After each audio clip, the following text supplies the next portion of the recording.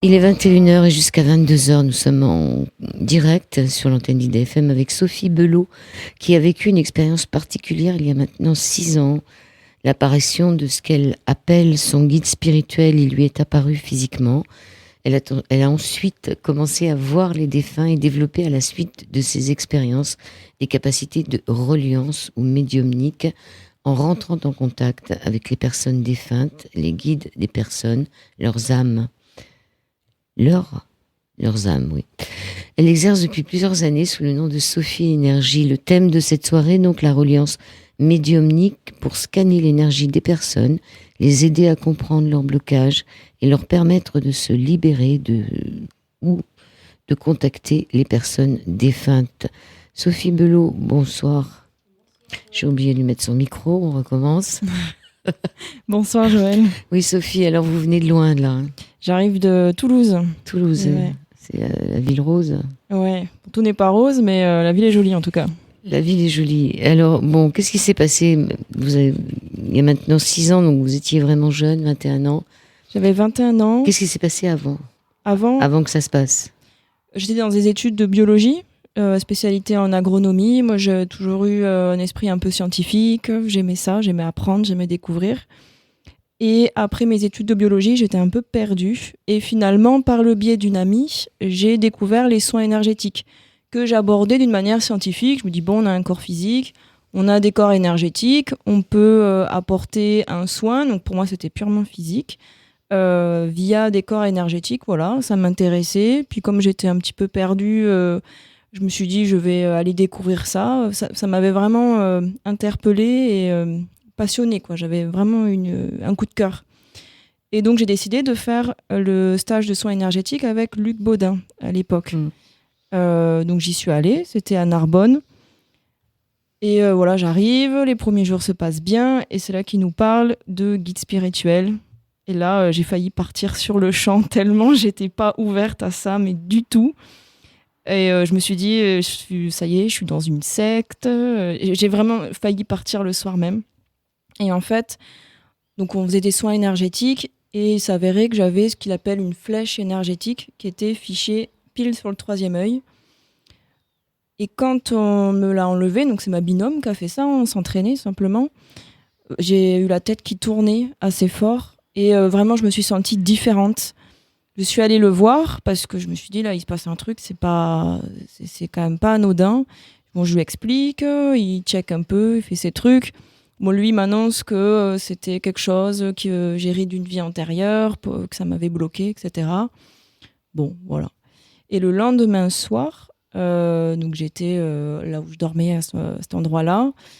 C'est là que j'ai eu l'apparition. C'était le soir et je commençais à sentir une présence. Et donc moi, je me fermais de « ça n'existe pas, il n'y a rien, Sophie, c'est toi qui flippes parce que t'es toute seule ». Enfin voilà, j'essayais de me raisonner à fond les gamelles, mais voilà, il y avait une présence et ça me faisait peur, quoi. Je ressentais quelque chose. Pour me rassurer, j'appelle un ami.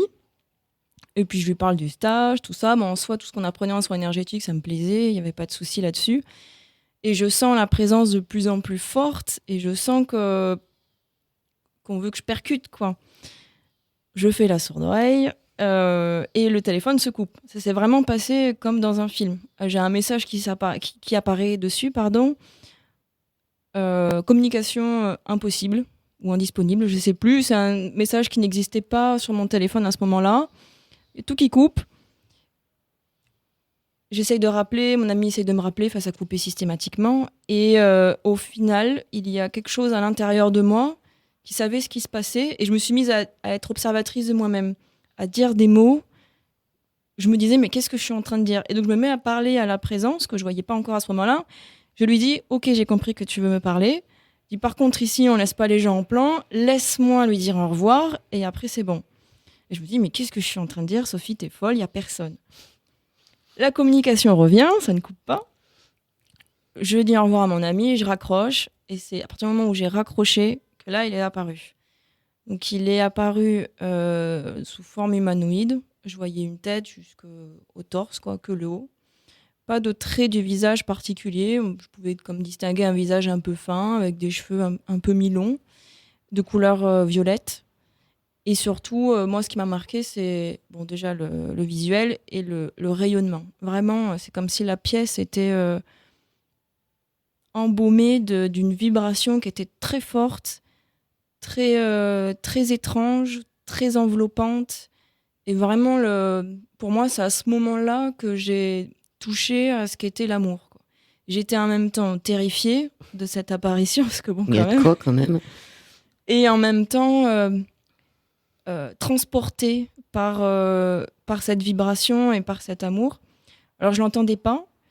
Je me disais, bon, il doit vouloir me dire quelque chose. Donc, je disais dans ma tête, je lui dis, qu'est-ce que tu veux, qu'est-ce que tu veux, qu'est-ce que tu veux. Et à un moment donné, j'ai senti d'arrêter de parler, même dans ma tête. Et j'ai simplement compris, j'ai ressenti plus qu'entendu, tout va bien, je suis là, tu n'es pas seul. Voilà, tout simplement, quoi. C'était juste, j'existe, je suis là, quoi.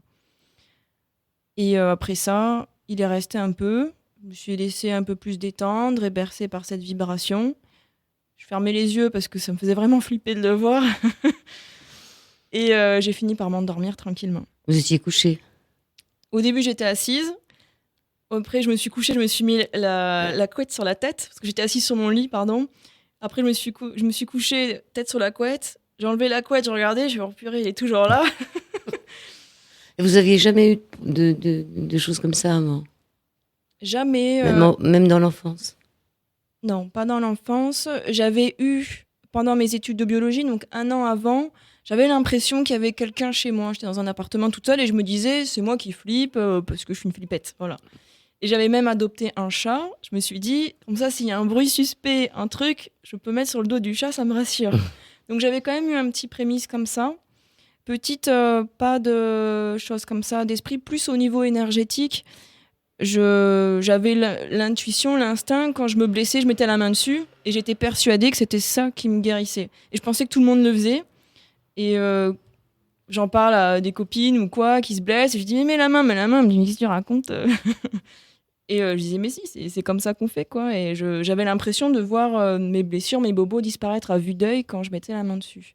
À part ça, rien, quoi, vraiment. Donc là, vous aviez 21 ans, c'était le stade avec Luc Baudin. Et après, comment ça se passe? Alors, vous en parlez le lendemain matin? Non, j'en ai pas parlé pendant... Ça m'a tellement choquée que j'en ai pas parlé pendant un certain temps.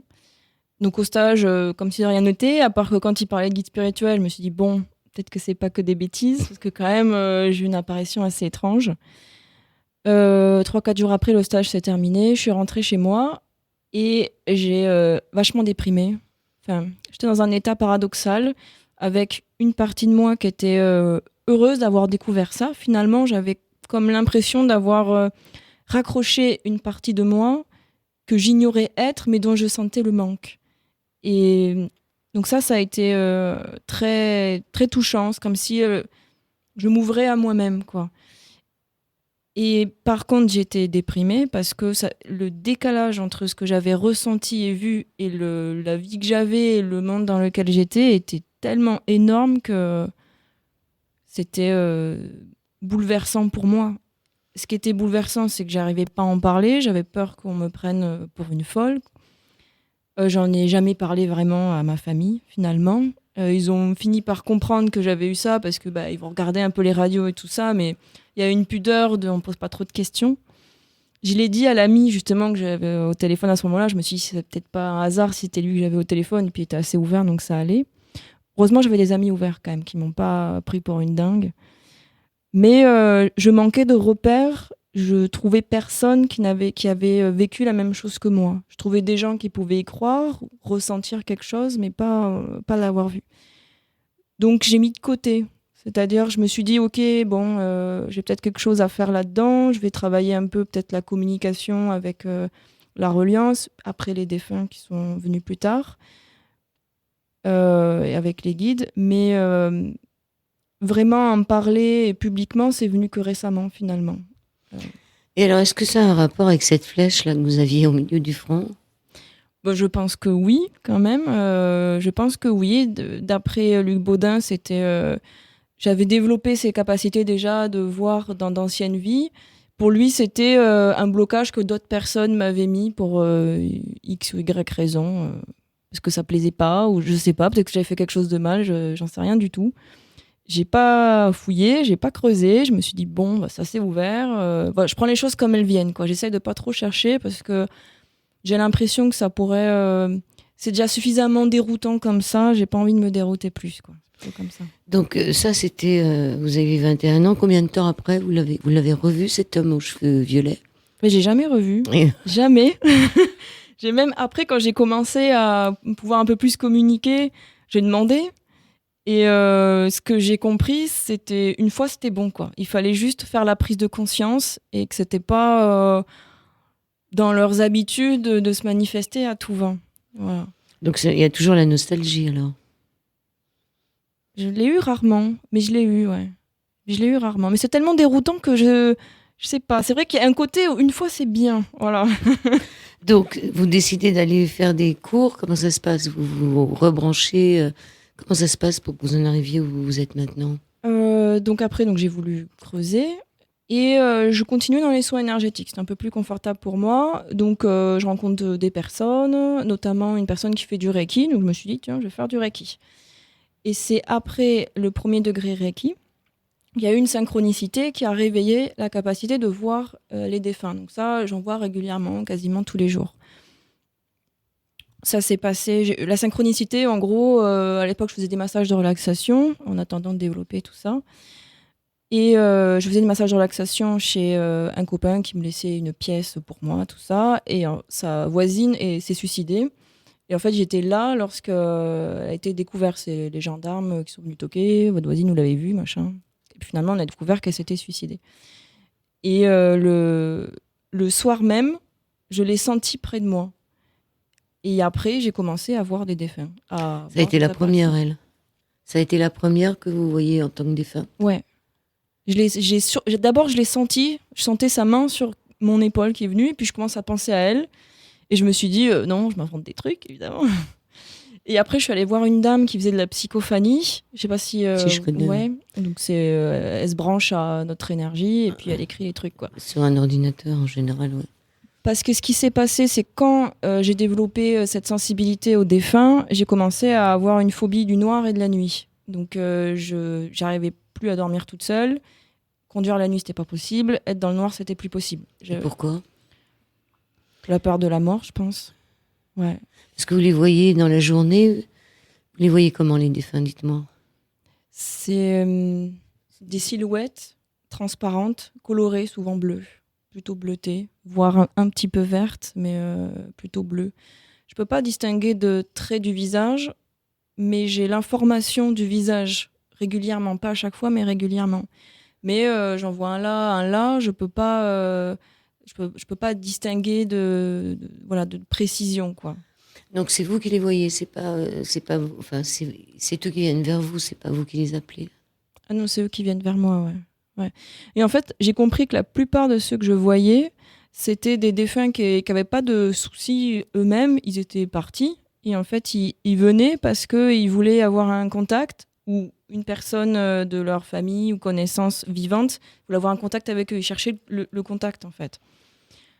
Et vous arrivez à faire le contact? Ouais, maintenant, ça vient. C'est-à-dire qu'il y a un défunt qui vient vous voir et il vous dit allez voir Madame Trucmuche au 128 boulevard Saint-Michel. Non, j'arrive pas à préciser jusque-là. C'est pas facilement compréhensible. Voilà.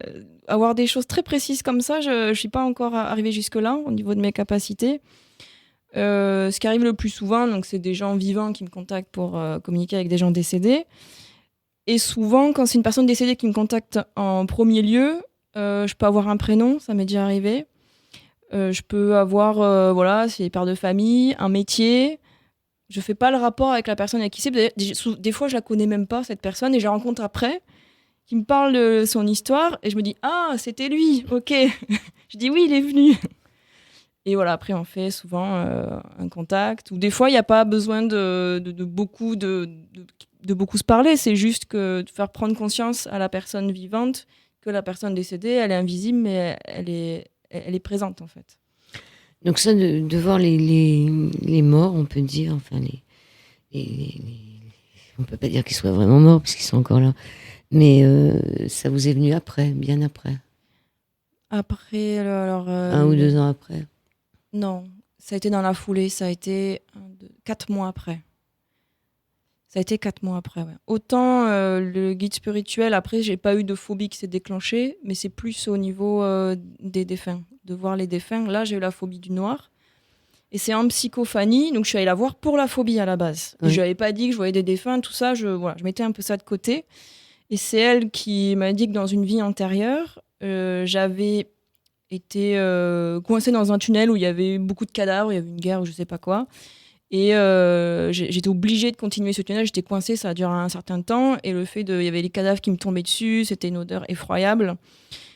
Et en fait, c'est le fait d'avoir trouvé la voisine décédée qui m'a réveillé la phobie, mélangée avec, enfin, réveillé la peur de la mort au final.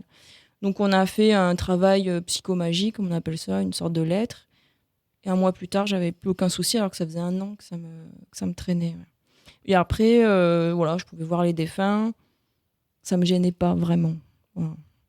Donc si là, par exemple, il y en avait un dans cette pièce qui ne doit pas être le cas, Non, on est j'en ai d'accord. pas vu. Alors qu'est-ce que vous faites avec lui si vous S'il est discutez, là. vous Non. discutez pas?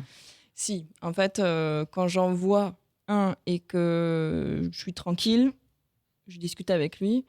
Si je me sens pas suffisamment centrée pour le faire, je lui dis bah, désolé, au revoir, une prochaine fois, reviens me voir plus tard.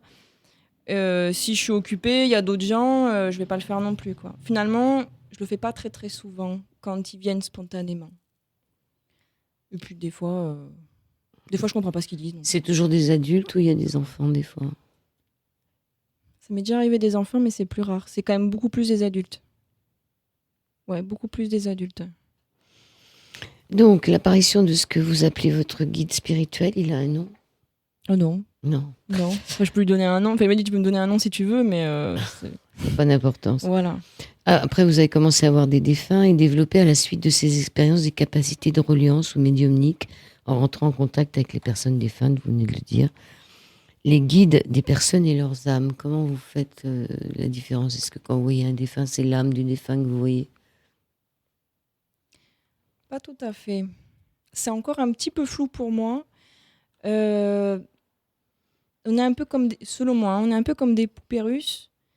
Et quand il y a un défunt qui me contacte, finalement, c'est comme une partie de lui. Vous voyez? Et il y a une partie, peut-être que certains appellent aide supérieure ou quoi, qui est différente et auquel j'ai pas forcément accès.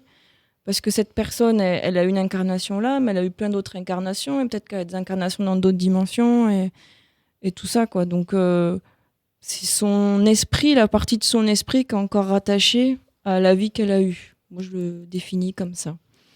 Tout ce qui est identité dans le monde subtil, c'est pas comme nous, quoi. C'est vraiment très, très différent. Ici, on a une carte d'identité. Monsieur Dupont, c'est pas pareil que Madame Yvette. Ben, là-bas, dans cette dimension-là, la notion d'identité, on peut pas la définir, quoi. Pour moi, vraiment, on peut pas la définir. Il y a plus, c'est comme une maison avec des pièces et un toit, et le tout fait partie de la maison, qui fait partie d'une ville. Et bon, bah, on a un bout de maison, un pan de quelque chose, et puis on essaie de reconstituer, mais sans. Moi, je crois personne qui me dit qu'elle a vraiment une vision très claire de ce que c'est. Je pense que. Ou alors, il faudrait vraiment être très avancé. Et je crois que j'ai pas cet avancement-là. Quand je m'y plonge vraiment, j'arrive pas à vraiment comprendre, quoi. Vous savez quand même si c'est un homme ou une femme? Ah, ça oui. Au niveau de l'incarnation qu'elle a, oui, je suis un homme, si c'est une femme. Je sais à peu près L'âge? vers quel âge la personne est décédée. Oui, ça oui, ouais. Après, l'âge de son âme, qu'est-ce qu'elle a vécu avant ou quoi, j'ai pas forcément accès à ça. Et les circonstances de sa mort? Souvent, je l'ai. Si c'est maladie ou plutôt suicide, accident, ouais, je l'ai, ouais. Ça, je l'ai. Et est-ce que ça vous arrive quand il y a des personnes qui viennent vous voir pour contacter un défunt que ça marche pas? C'est arrivé une fois. Ça a marché, mais c'est comme si la personne n'était pas vraiment disponible. Dans le sens où c'est une personne qui avait pris beaucoup, beaucoup de traitements, de médicaments, et pour moi, elle était embrouillée. Il y avait un brouillard opaque, j'arrivais pas à y pénétrer. Donc là, on a plutôt fait un travail ensemble pour aider à dissiper ce brouillard. On a plus fait comme ça, mais vraiment avoir des messages de cette personne, j'y suis pas arrivée. Plus l'esprit de la personne est bien dans sa peau, si on peut dire ça comme ça, plus c'est facile. Quand la personne elle est pas très bien, c'est compliqué pour moi.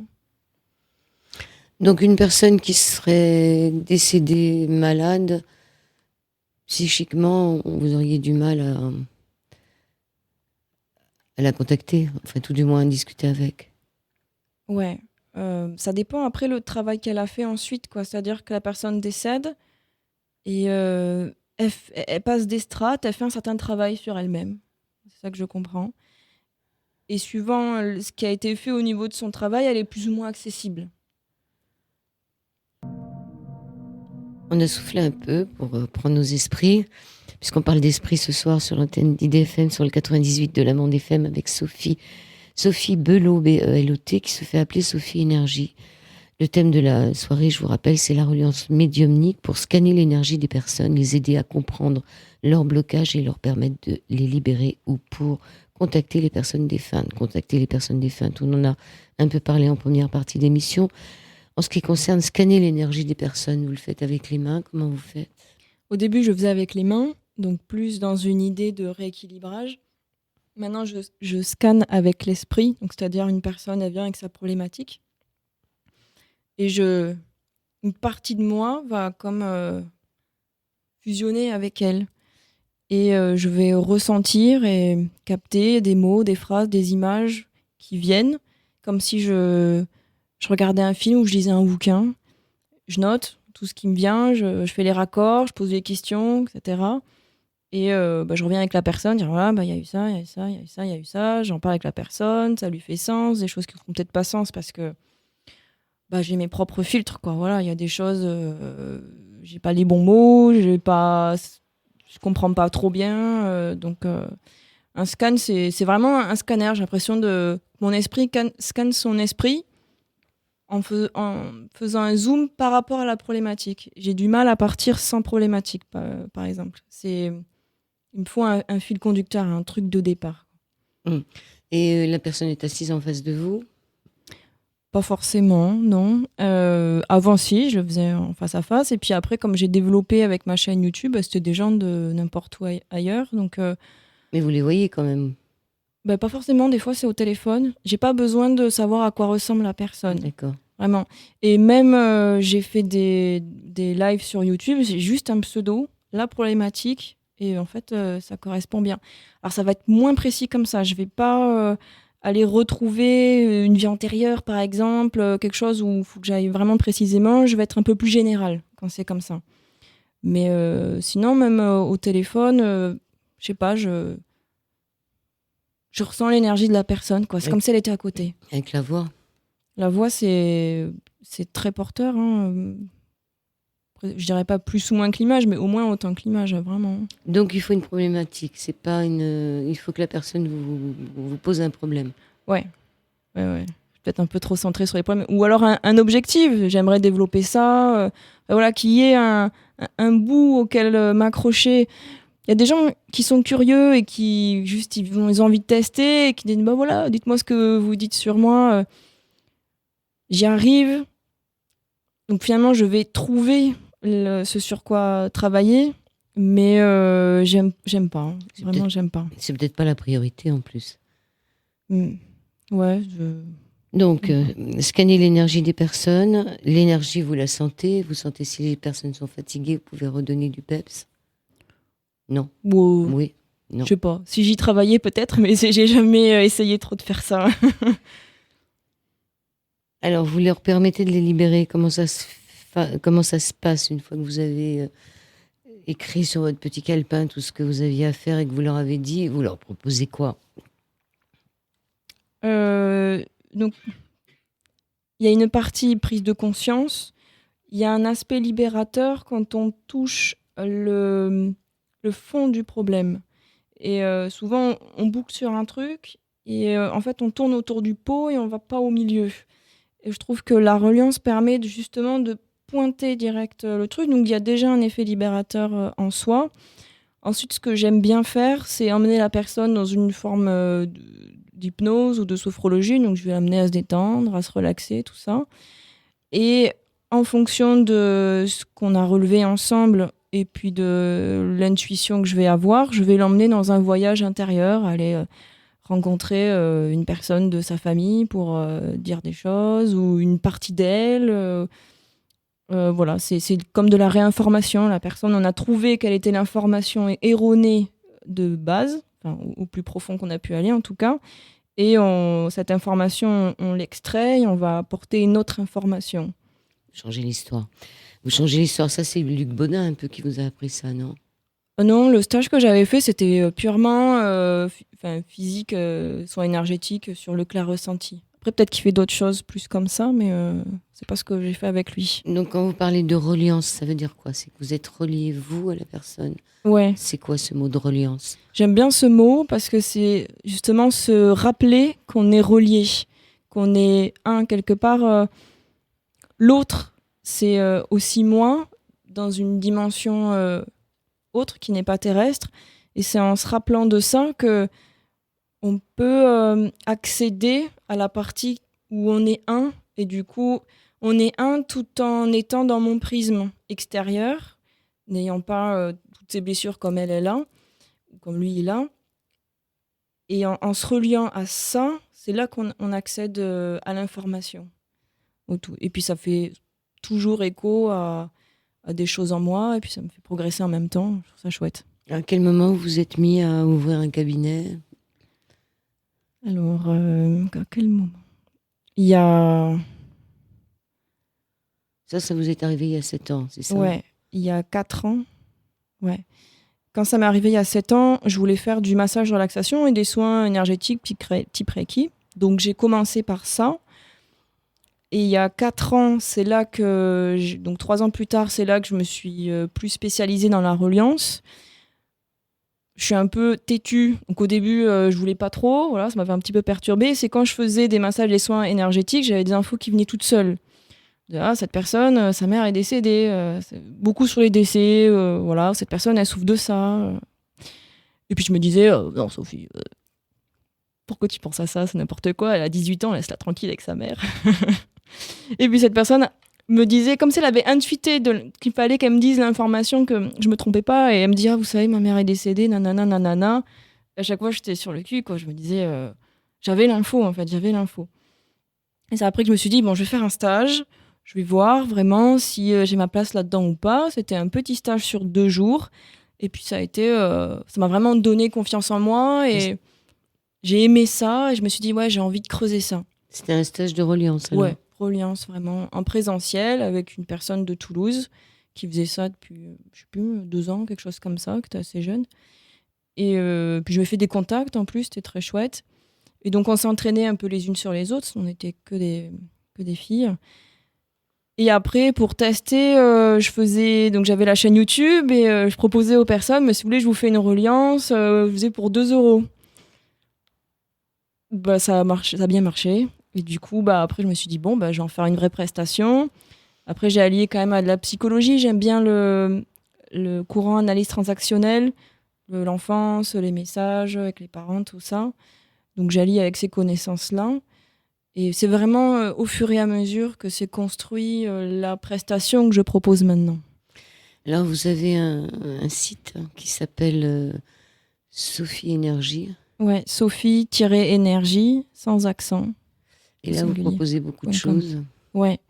Donc cette consultation-là, où il y a une partie quand même assez psychologie, plutôt transactionnelle, une partie reliance, et puis une partie hypnose douce. Et des livres aussi. Et des livres? Ouais, j'ai écrit des e-books sur les soins énergétiques, des méditations guidées. Après, j'ai fait des petits packs avec PDF, avec des explications, des exercices et des méditations guidées qui vont avec. Oui, j'en ai reçu un aujourd'hui parce que je me suis abonnée. Alors, c'était quoi le dernier? Attendez que je me souvienne. Celui que vous avez envoyé là, hier. J'ai plusieurs listes de mails, donc je ne sais pas qui, là, comme ça. Faudrait que je le retrouve, c'était très sympa. Un petit exercice pour... je vais le retrouver peut-être. Il y a beaucoup de choses qui se retrouvent chez beaucoup de gens. Pour un petit exercice d'autotraitement facile pour soulager les douleurs. Ah oui, c'est l'aspirateur dans la tête. Vous pouvez le donner aux auditeurs là. Bien sûr. C'est pour les maux de tête particulièrement, quand on a mal aux yeux ou la tête, voilà, un peu de stress, tout ça. On s'allonge sur son lit, sur son canapé, confortablement, et on imagine une sorte d'aspirateur énergétique qui traverse la tête et qui aspire toutes les cracras, là, tout ce qui nous encombre dans la tête, donc des pensées, des émotions, ou plein de choses, on peut imaginer plein de choses, et que l'aspirateur l'absorbe et va le transmuter en énergie positive. C'est pas dans l'idée qu'après la pièce, il faut rester bien concentré, c'est vraiment important. La concentration, c'est la clé, et puis de pas se démonter, on n'est pas obligé d'y croire à fond, mais il faut pas se dire, vas-y, c'est nul, ça marche pas. Voilà, juste le faire, et c'est tout. Et au bout d'un moment, on ressent vraiment un soulagement, un apaisement. La tête et la nuque aussi, c'est bien de le faire dans la nuque. Voilà, c'est pas à faire 1 heure. En général, 10-15 minutes, ça suffit. C'est déjà beaucoup, 10-15 minutes. C'est déjà un mal de tête qui est persistant. Donc, sur votre site, des thèmes astro aussi, vous vous êtes mis sur l'astrologie ? Ouais, c'est venu plus tard. Lié à une amie qui fait de l'astrologie, qui étudie l'astrologie encore, elle le propose pas beaucoup. Et voilà, petit à petit, elle m'a initié tout ça. Et puis j'ai fini par dire, c'est quand même bien ce truc. C'est du boulot, si on monte son thème soi-même. Ouais. Et ça fait combien de temps maintenant 3-4 ans facile, que j'ai commencé à mettre le nez dedans. Et ça fait 1 an que j'ai acheté des bouquins, que voilà, je regarde les thèmes de toutes les personnes que je rencontre, que je questionne les gens au fur et à mesure.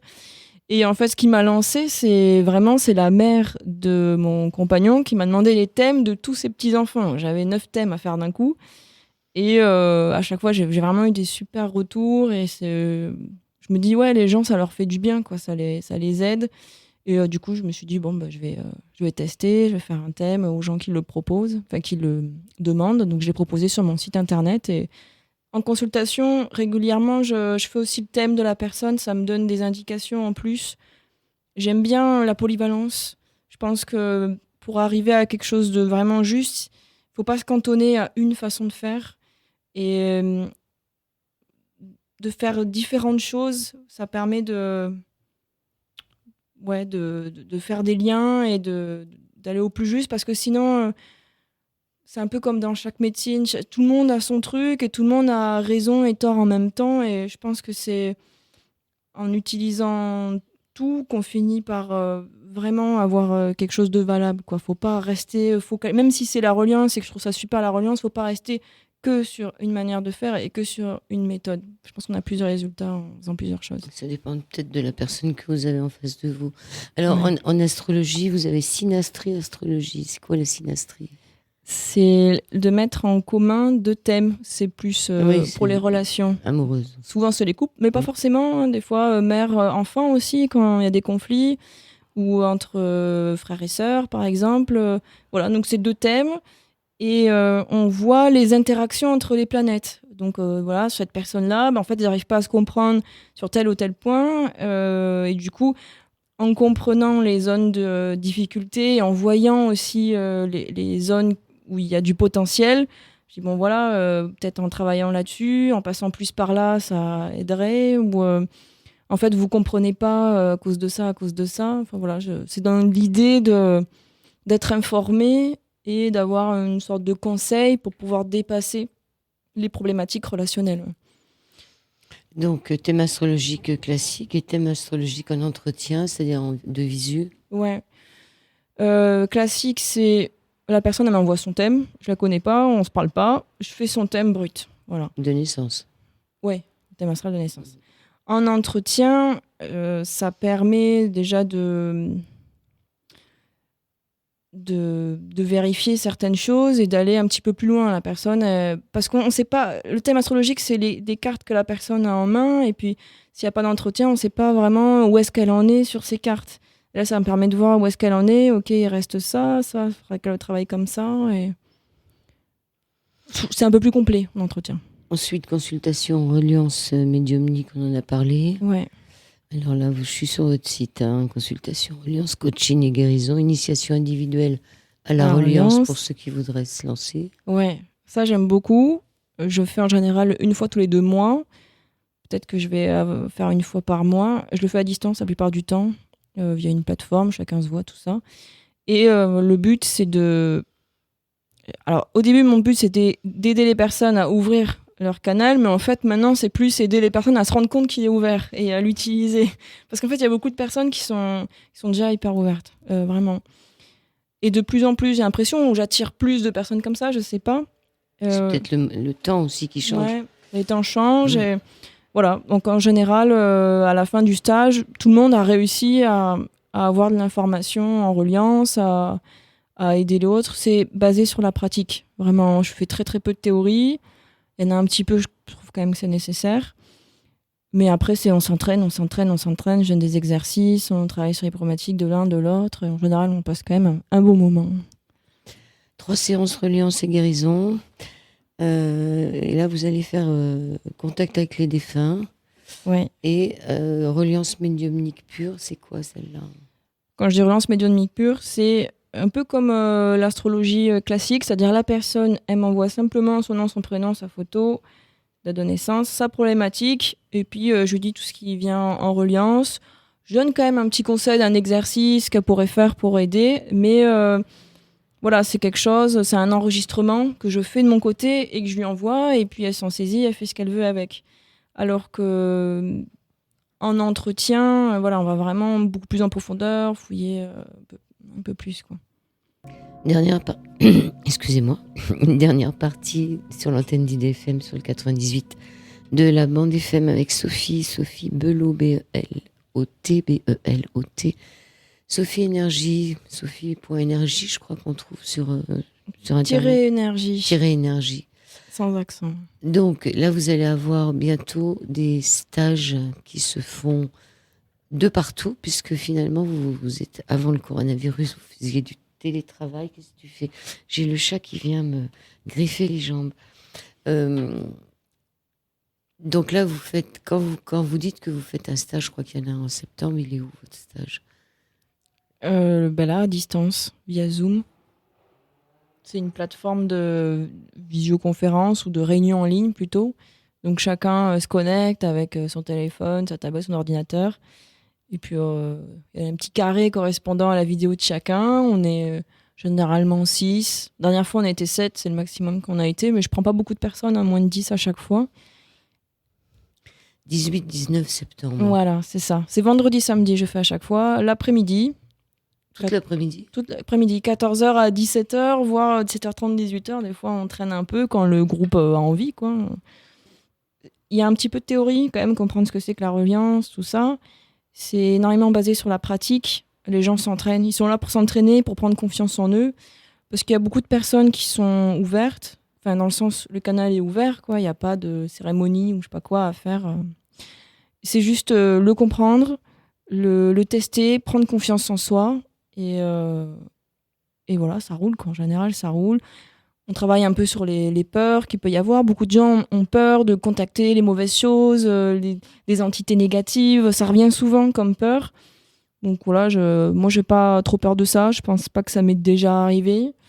Je pense que ce qui est important, c'est d'être dans plutôt une énergie assez positive, quoi. De pas être dans un truc de toute façon, le monde est méchant et tout le monde m'en veut. Là, c'est clair que c'est pas bon. Et de rester centré. Donc j'apprends ça à relâcher, à se relaxer, à se recentrer, à prendre confiance dans la pratique, à lâcher prise. C'est énormément de lâcher prise, en fait. Finalement, c'est la reliance qui vient à soi plus qu'on va la chercher. Dans le sens, on a appris, quand on veut faire quelque chose, on se contracte, on dit « Ok, maintenant je fais ça », ça va de soi vers l'extérieur, alors que la reliance, c'est un mouvement inverse. C'est comme si on ouvrait un sas qui faisait une forme d'appel d'air et ça rentre. Avant, on ne sait pas et après, on sait. Et voilà, ça vient tout seul. Et souvent, l'impression qu'ont les gens, donc on fait exercice de reliance, je dis alors, vous avez quoi, tout ça ? La personne, elle me dit, je vais dire n'importe quoi. Je dis, c'est très bien, justement, c'est très très bien. Et souvent, comme c'est pas lié à un raisonnement logique mental, on a l'impression de dire n'importe quoi. Et il y a des personnes qui sont vachement dans le contrôle, qui ont du mal à lâcher.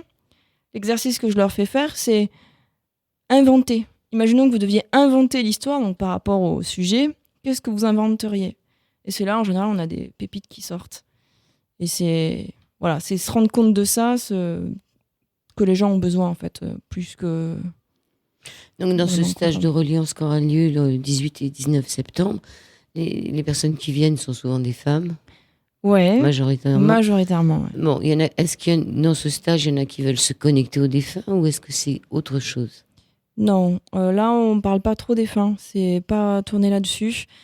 C'est plus des personnes donc, qui veulent connecter avec leur propre guide ou faire le scanner, comme moi je fais, donc soit pour elles-mêmes ou soit pour les autres.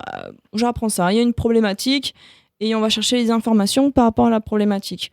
Donc on se connecte à l'énergie. Moi je demande souvent voilà, l'information par rapport à ça. Quoi. Donc, après, je laisse assez libre les gens de soit se relier à l'aide supérieure, au guide, à la source, un peu ce qui leur parle. Quoi. Je suis pas trop à dire non, il faut se connecter à ça, ou ça, faut se connecter à ça, ou je suis pas trop là-dedans.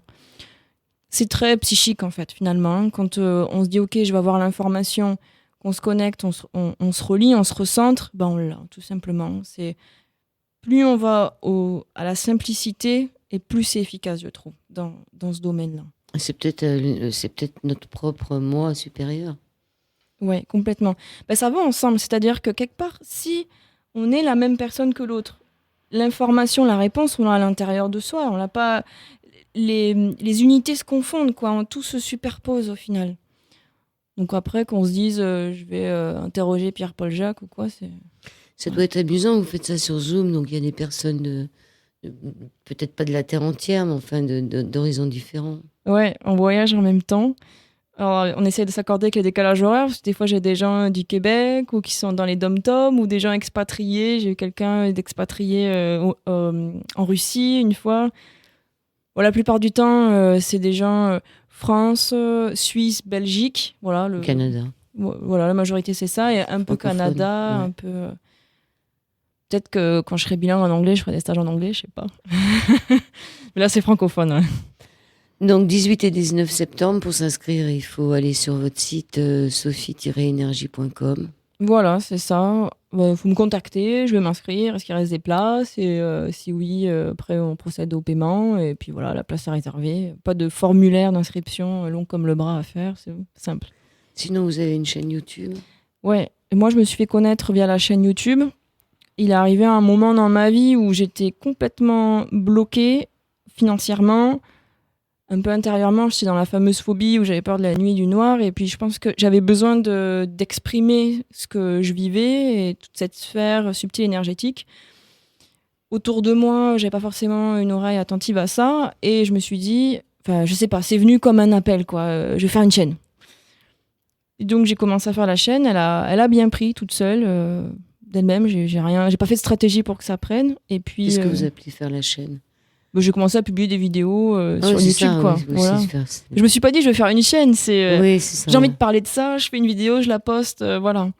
Et puis j'étais timide, quoi. Quand j'ai posté 3 vidéos, coup sur coup. Après, je me suis dit, mon Dieu, qu'est-ce que j'ai fait, c'est horrible. J'ai laissé complètement tomber, j'ai voulu oublier que j'avais fait ça. Et puis 9-10 mois plus tard, je me suis dit, allez Sophie, on va les regarder quand même.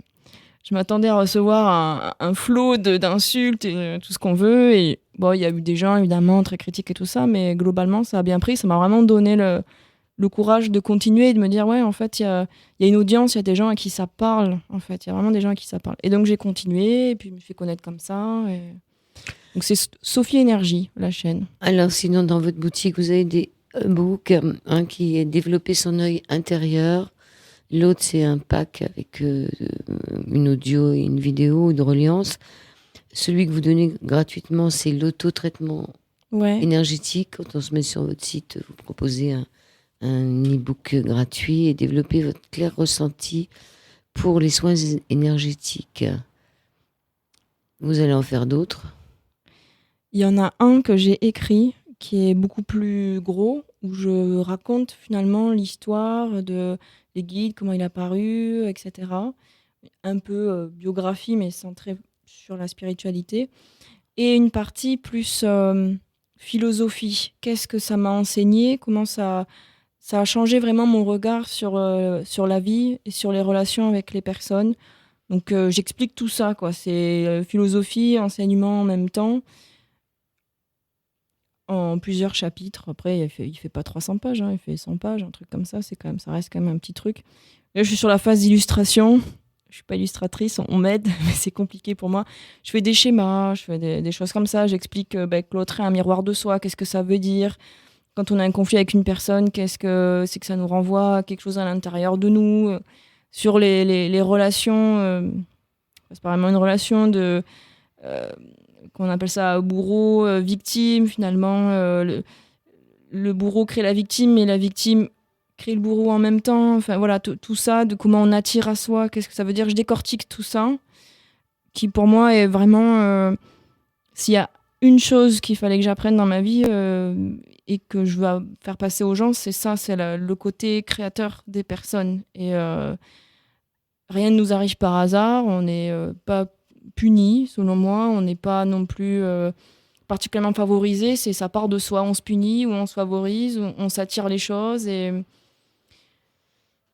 consciemment et inconsciemment et consciemment on veut des choses, on dit vouloir des choses cool, je veux une belle vie, je veux de l'argent, je veux des choses comme ça. Inconsciemment, on veut complètement autre chose parce qu'on a des bénéfices secondaires par rapport à ça. Et en fait, on a, je dis tous parce que j'ai jamais rencontré personne d'autre que comme ça, mais on manque énormément d'honnêteté sur nous-mêmes, sur qu'est-ce qu'on veut vraiment, sur quels sont nos conflits intérieurs, sur tout le côté qu'on veut pas voir parce que c'est pas correct de dire je préfère être pauvre parce que je trouve que j'ai plus de valeur en étant comme ça, par exemple. C'est devenu un peu classique, mais des fois, il y a des choses beaucoup plus dures, qui sont encore plus difficiles à prendre conscience. Donc, j'explique tout ça. Comme des relations... alors ça, c'est beaucoup dans les familles. Beaucoup le pervers narcissique est très à la mode en ce moment. Et quelque part... la personne qui reste dans cette relation, elle la nourrit aussi et elle aime cette relation. Et de s'en rendre compte, je pense que c'est vraiment un point important à la guérison parce qu'il y a beaucoup de personnes qui arrivent à voir et se dire ok, là, les personnes, ça c'est plutôt de pervers narcissiques, mais qui ne se remettent pas en question, elles. Et du coup, elles tombent toujours sur des personnes comme ça, qu'elles y vont plus, mais elles tombent pas sur d'autres personnes. Et quand on revient sur quelque part j'aime ça parce que ça me protège, parce que ça me donne une place, parce que différentes choses, et qu'on arrive à accepter ça et à le lâcher parce que quelque part on s'accroche à ce genre de schéma, là on peut vraiment passer à autre chose. 27 ans, beaucoup de sagesse, Sophie Bello. Je ne sais pas si vous avez fini de votre travail, vous, si vous continuez à vous relier pour vous parfaire. Toujours. Vous n'êtes jamais satisfaite. Je trouve que vous avez fait un bon boulot. Hein. Bon, je pense que pour l'âge que vous avez, quand même, c'est pas mal. Ils vous le disent pas, les gens qui viennent vous contacter, ils vous disent pas que vous êtes super jeune quand même pour faire ce travail qui est quand même un travail difficile. Il y en a qui le disent, ouais. Il y en a beaucoup qui le disent. Moi aussi, au début, je me suis dit, mais j'ai 20 ans de moins que les gens qui... Enfin, les gens qui pourraient consulter, quoi, et ils n'iront jamais venir. Pour moi, c'était un frein psychologique avant, et je me suis dit, on va bien voir. Et puis finalement, ça marche. Finalement, ça marche. Hein. Je me suis habituée maintenant. J'y pense pas trop, mais avant une consultation, je savais que la personne avait plus de 40 ans, et je me suis dit, mais qu'est-ce que je vais... Je me prends pour qui Moi, la petite jeune, j'ai l'âge de ses enfants, franchement. Ça passera, ça, malheureusement. Hein. Un jour, vous aurez l'âge de la maman.